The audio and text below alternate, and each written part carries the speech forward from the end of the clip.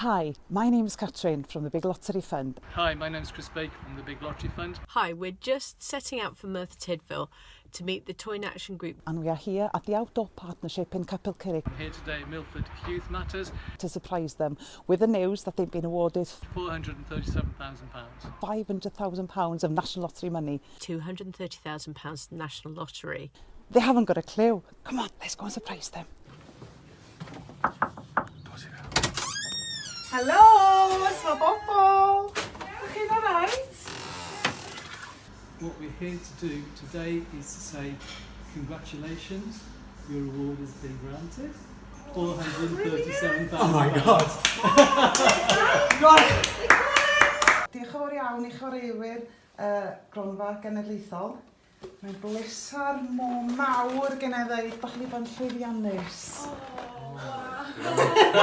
Yay! Wow, mae hyn yn hygwyr. For nearly £230,000.